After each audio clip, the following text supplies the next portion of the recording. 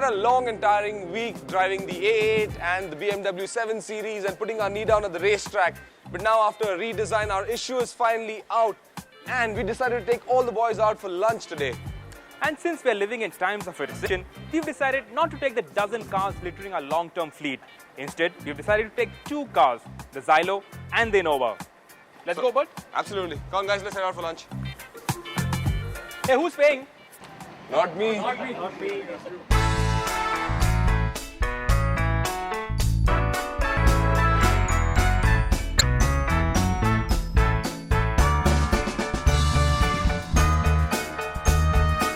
Right, boys, ready to roll?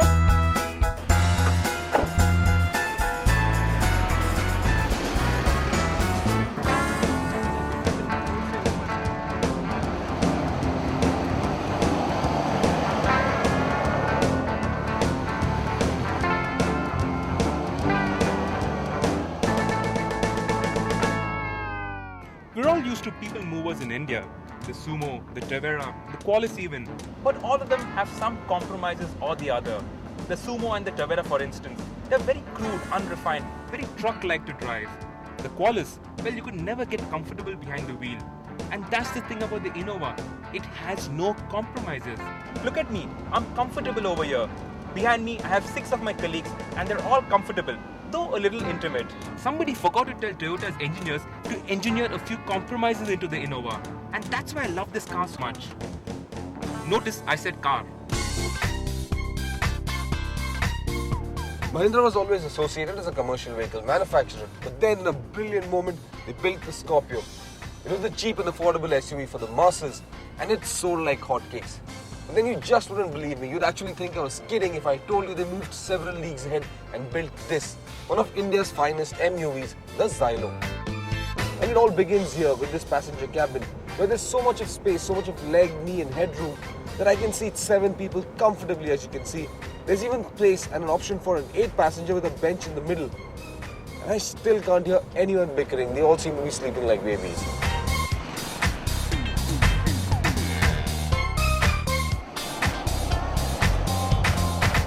Sirish was just in my sights a few seconds ago. Guess what? He's not there any longer. I must say Mahindra has sprinkled some angel dust on this engine because it's such a brilliant performer. It can do 160 kilometers per hour and the rev needle can hover around 6000 RPM and she just does not feel strained. It's that refined. I'm completely amazed by what this engine can do, and it's even more fuel efficient than the Innova. And that is a fantastic combination. God, Sirish is just going to be eating my dust right now. I never expected the Toyota engine to be outdone by Mahindra, but that's what's happening. Look at Bert out there, he's chugging away merrily, while here this engine is sounding all strained and unrefined and very tired. Bert's pulling lengths on me, and come on, move it!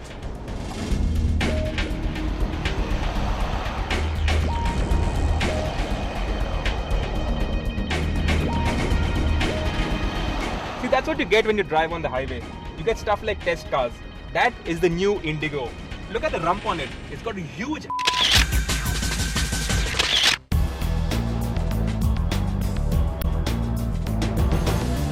Back on the straights, Bert might have been pulling lengths on me. But now we are in the hills. Now it's game on. For all practical purposes, the Innova is a car. So when you see a corner, you don't have to slow down. You don't have to be nervous about a wishy-washy suspension or a high center of gravity. You can go attack a corner and attack it fast. In fact, while Bert's going all over the place because of his soft suspension, I can actually overtake him round the outside. Come on, Bert, move! Oh man, we're up in the hills now. And this is the one place I know where the Innova is going to gain much of that distance she lost out on the straights. The Xylo's handling is just not as crisp as the Innova. She just is not meant to handle corners. The ride quality may be fantastic, absolutely phenomenal. But as far as dynamic abilities are concerned, the less said, the better.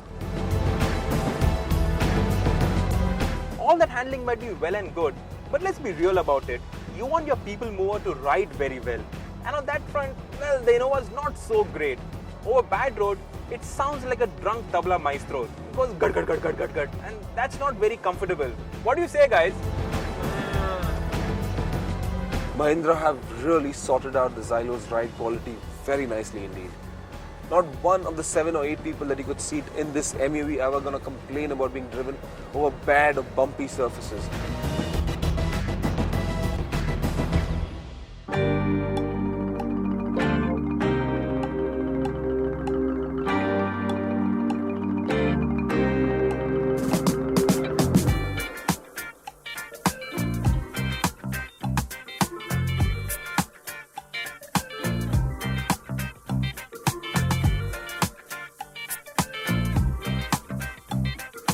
You know what, Bert? I've just realized the Innova is not a van, it's a car.